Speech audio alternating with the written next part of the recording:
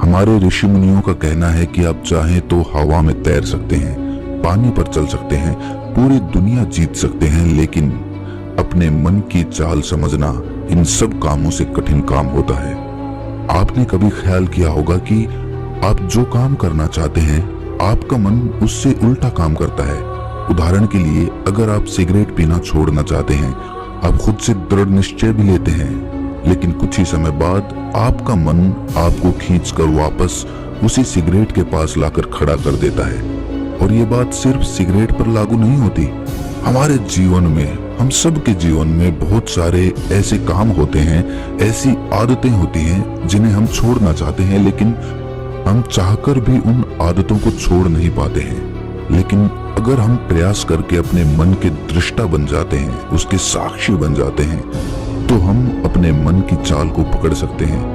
और अगर एक बार हमें अपने मन की चाल पकड़ में आ जाए, तो फिर हम कोई भी आदत छोड़ सकते हैं, या फिर इसके उलट कोई भी आदत अपना सकते हैं, जैसे कि ब्रह्म मुहूर्त में उठने की, या फिर कोई भी ऐसा काम जिसे करने में हमें आलस्य आता है, क्योंकि हमारी आदतों के पीछे मूलभूत बिंदु हमारा मन ही होता है, और हम उसे ही नजरअंदाज करके चलते रहते हैं, और बाद में पछताने के सिवाय हमारे पास कोई चारा नहीं बचता।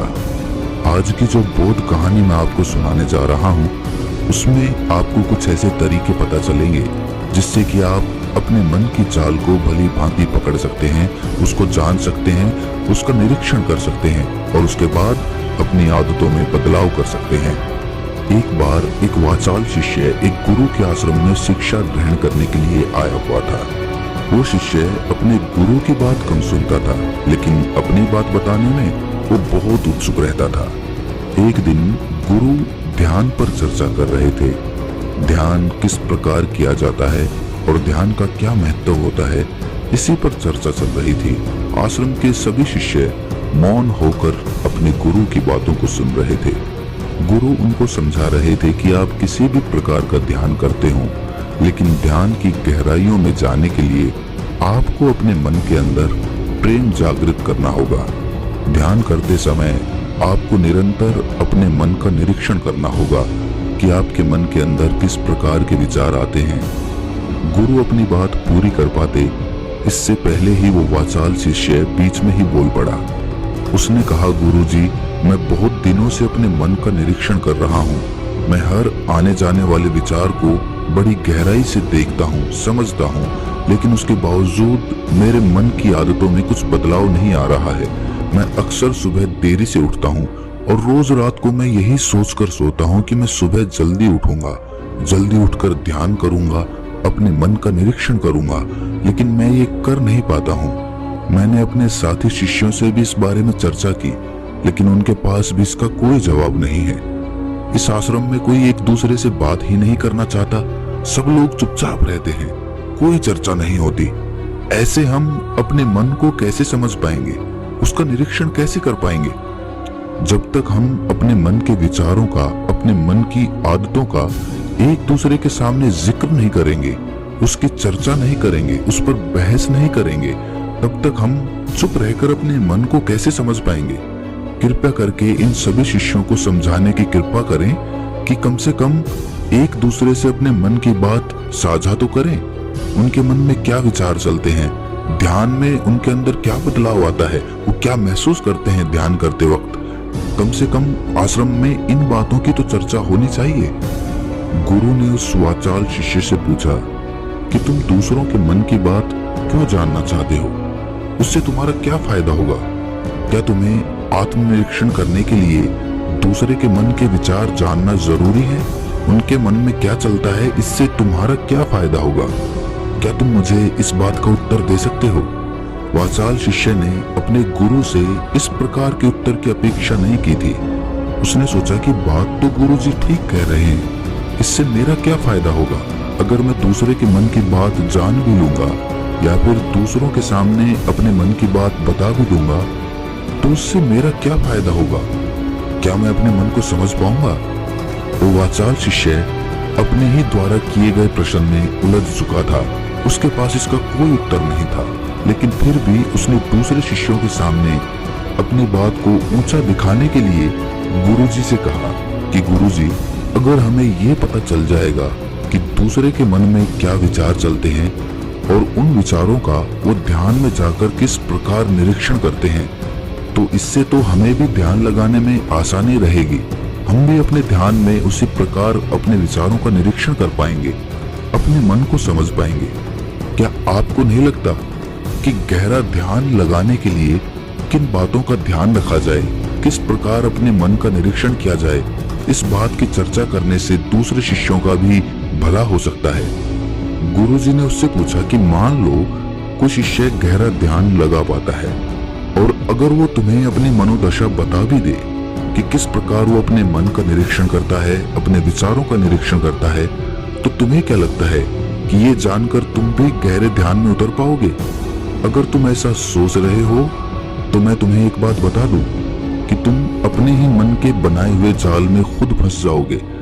अगर तुम्हें कोई ऐसी प्रक्रिया पता चल गई कि गहरे ध्यान में किस प्रकार प्रवेश किया जाता है, तो तुम्हारा मन उसी प्रक्रिया का अनुसरण करने की कोशिश करेगा। तुम वर्तमान में उपस्थित होकर अपनी मनोदशा नहीं समझ पाओगे, बल्कि तुम्हारा मन तो उस प्रक्रिया के विचारों में उलझा रहेगा। तुमने अपने मन को एक काम दे दिया करने के लिए और तुम्हारा मन उसी काम को करता रहेगा। तुम भी उस काम में सम्मिलित हो जाओगे, तो तुम अपने मन का निरीक्षण किस प्रकार कर पाओगे? क्योंकि तुम तो खुद अपने मन के साथ सम्मिलित हो गए, तुम तो खुद अपने मन के साथ एक हो गए।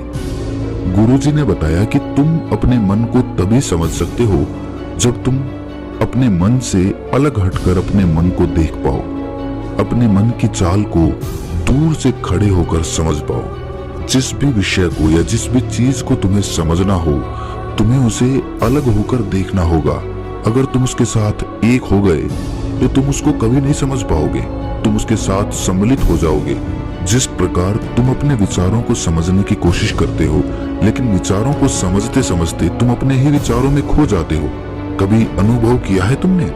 शिष्य ने हाँ में सर हिलाते हुए कहा कि गुरुजी, जब भी मैं अपने विचारों का निरीक्षण करने लगता हूँ तो ऐसा ही होता है, मैं अपने ही विचारों में खो जाता हूँ। कुछ समय बाद मुझे ध्यान में आता है कि मैं अपने विचारों का निरीक्षण कर रहा था, तो उसके बाद मैं फिर से अपने विचारों का दृष्टा बन जाता हूँ, उनका साक्षी बनने की कोशिश करने लगता हूँ। लेकिन कुछ समय बाद मैं फिर से अपने विचारों के साथ एक हो जाता हूँ। गुरुजी ने सभी शिष्यों को समझाते हुए कहा कि जिस प्रकार एक गुस्से से भरा हुआ आदमी कभी भी अपने गुस्से का निरीक्षण नहीं कर पाता, क्योंकि वो खुद अपने गुस्से के साथ एक हो जाता है, वो अपने गुस्से को ही अपना अस्तित्व मान लेता है और इसीलिए वो ये कभी नहीं देख पाता कि ये गुस्सा उसके मन को किस प्रकार प्रभावित कर रहा है, किस प्रकार ये गुस्सा उसके मन को दुखी कर जाएगा। वो कभी नहीं देख पाएगा, क्योंकि उसके पास वो कला नहीं है कि वो अपने गुस्से को अपने से अलग करके देख पाए। इसी चीज के लिए सारे अभ्यास बने हुए हैं, ताकि तुम सिर्फ एक दृष्टा, एक साक्षी बनकर सभी चीजों को उसके परिपूर्ण, उसके असली स्वरूप में देख पाओ। और जब तुम सभी चीजों का, सभी विचारों का असली स्वरूप देख लेते हो, तब तुम्हें उसकी अनित्यता पता चलती है। तब तुम्हें पता चलता है कि ये सब आने जाने वाली चीजें हैं, लेकिन चेतना, कॉन्शियसनेस, वो हमेशा इंसान के साथ रहती है। वो दृष्टा, वो साक्षी जो उसको देख रहा है, वो हमेशा जीवित रहता है, वो कभी नहीं मरता, वो नित्य है। और वही चेतना होती है। चेतना किसी भी चीज से कभी भी बंधी हुई नहीं होती। चेतना तुम्हारा होश है। दूसरी चीजों को उनके स्वरूप में देख पाने की कला तुम्हें तुम्हारी चेतना से ही मिलती है। जितनी प्रगाढ़ तुम्हारी चेतना होगी, उतने ही अच्छे तरीके से तुम चीजों से अलग हटकर उनको देख पाने में सक्षम हो पाओगे। इसलिए अपनी चेतना को ऊपर उठाने का काम करो, ताकि तुम अपनी चेतना से किसी भी चीज का असली स्वरूप देखने में सक्षम हो पाओ। शिष्य ने पूछा कि गुरुदेव, आपकी बातें कुछ कुछ तो समझ में आ रही हैं, लेकिन एक बात समझ में नहीं आई कि अपनी चेतना को ऊपर उठाने के लिए, अपने आप को ज्यादा होश में रखने के लिए हमें क्या करना होगा। इस पर चर्चा करते हुए गुरु ने बताया कि तुम मौन होकर, चुप होकर सिर्फ अपने विचारों को, अपने मन की प्रक्रियाओं को, अपने अनुभवों को देखना शुरू करो। तुम्हारे अनुभव आते हैं, तुम्हारे अनुभव चले जाते हैं, वो अनित्य है। वो हमेशा हमारे साथ नहीं रहने वाले, लेकिन हमारा मन उन्हीं अनुभवों को पकड़ने की कोशिश करता रहता है। जब तुम्हें कोई अच्छा अनुभव होता है तो तुम्हारा मन चाहता है कि तुम्हें बार बार वही अनुभव हो, और उसी अनुभव को लेने के चक्कर में तुम्हारा मन तुम्हें फंसाता चला जाता है। तुम्हारी चेतना तुम्हारे मन के अधीन हो जाती है। वही होता है एक सिगरेट पीने वाले के साथ, वही होता है एक शराब पीने वाले के साथ, और वही होता है हर बुरी आदत अपनाने वाले के साथ, कि उसकी चेतना उसके मन की गुलाम हो जाती है। अगर तुम अपनी चेतना को अपने मन से आजाद करना चाहते हो तो सबसे पहले मौन रहना सीखो, चुप रहना सीखो। तुम्हारे ज्यादा बोलने की आदत, दूसरों से उनके अनुभव सुनने की आदत तुम्हारे मन को और ज्यादा भर देगी। लेकिन अपनी चेतना को आजाद करने के लिए तुम्हें अपने मन को खाली करना सीखना होगा। जब तुम अपने मन को खाली करोगे तब तुम्हें अपनी चेतना का असली स्वरूप दिखाई देगा। तब तुम्हें पता चलेगा कि मौन रहकर, चुप रहकर अपनी चेतना को कैसे ऊपर उठाया जाए, कैसे हमेशा चैतन्य रहा जाए। चैतन्य रहना ही हमारा असली स्वरूप होता है, लेकिन हम उसे भूल चुके हैं अपने मन के अधीन होकर। इसीलिए अपनी चेतना को अपने मन से छुटकारा दिलाना होगा। इसके लिए तुम चुप रहकर अपने मन के विचारों को देखना शुरू करो, उसके अनुभवों को महसूस करना शुरू करो। जब तुम अपने मन के साक्षी हो जाते हो, अपने मन के दृष्टा हो जाते हो, उसे देखने वाले हो जाते हो, तब तुम्हें पता चलता है कि तुम्हारे मन में एक विचार जाता है तो दूसरा आ जाता है, दूसरा जाता है तो तीसरा आ जाता है। और इस प्रकार जिस तरह सड़क पर भीड़ चल रही होती है, लोगों का हुजूम चल रहा होता है, एक आदमी जाता है तो दूसरा आता है, दूसरा जाता है तो तीसरा आता है, उसी प्रकार हमारे मन की भूमि में अनेकों अनेक विचार आते और जाते रहते हैं।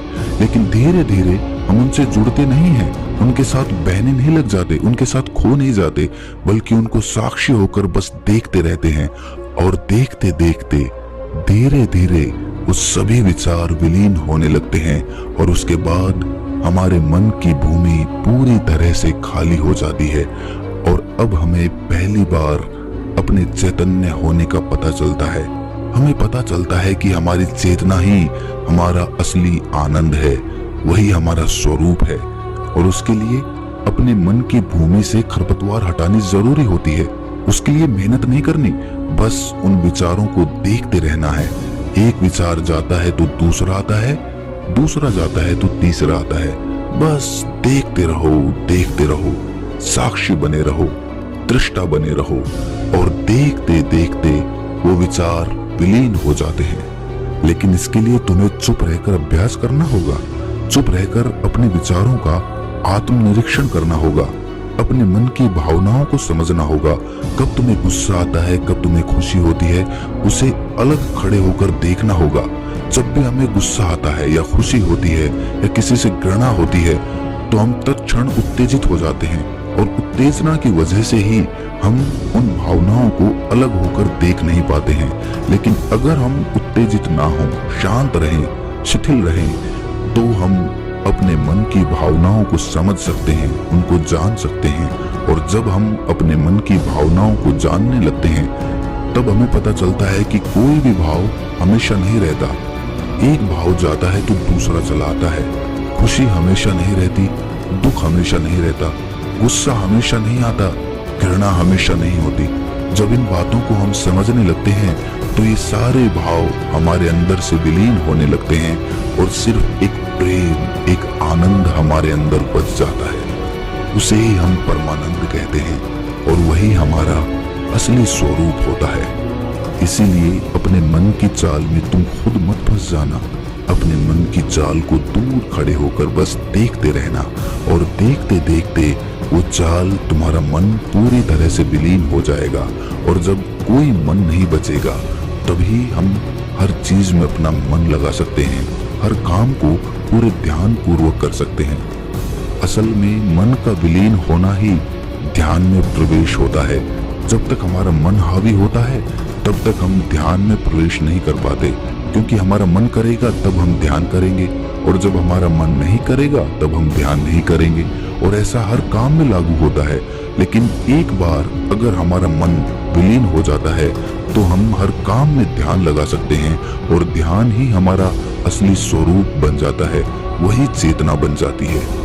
इस ज्ञान भरी चर्चा को सुनकर सभी शिष्य प्रसन्न हो गए, लेकिन गुरु ने उन्हें चेतावनी देते हुए कहा कि तुम प्रसन्न हो रहे हो, ये भी तुम्हारे मन की एक भावना है।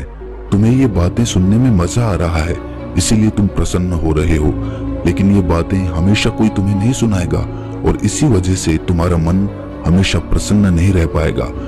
अगर तुम्हें असली आनंद की खोज करनी है, ऐसी प्रसन्नता हासिल करनी है जो कभी विलीन ना हो, तो तुम शांत होकर, मौन होकर, भावना रहित होकर अपने विचारों और अपनी भावनाओं को देखना शुरू करो। उसके बाद तुम्हें खुद ही महसूस होगा कि चेतना जो होती है वो शाश्वत होती है, वो कभी नहीं मरती, और बाकी सभी चीजें अनित्य हैं, वो खत्म हो जाएंगी, वो मर जाएंगी, वो पीछे छूट जाएंगी। कोई भी चीज इस संसार में शाश्वत नहीं होती सिवाय हमारी चेतना के। जब हमारे प्राण छूटते हैं तो हमारे शरीर से सबसे पहले हमारी चेतना ही निकलती है, इसीलिए चेतना कभी नहीं मरती। गुरु ने सभी को निर्देश देते हुए कहा कि आज हम मौन रहकर अपने मन के विचारों और उसकी भावनाओं पर ध्यान लगाएंगे, उसके साथ सम्मिलित नहीं होंगे, बस उसे दूर से खड़े होकर देखते रहेंगे। थोड़ा कठिन है, लेकिन अभ्यास करने से तुम इसमें पारंगत हो जाओगे। और इसके बाद गुरु ने सभी को ध्यान लगाने का संकेत किया। तो दोस्तों, कैसी लगी ये कहानी आपको कमेंट सेक्शन में जरूर बताना, और अच्छी लगी हो तो इस चैनल को सब्सक्राइब करके नोटिफिकेशन बेल को जरूर प्रेस कर देना। तो मिलते हैं किसी अगली कहानी में, तब तक के लिए अपना ख्याल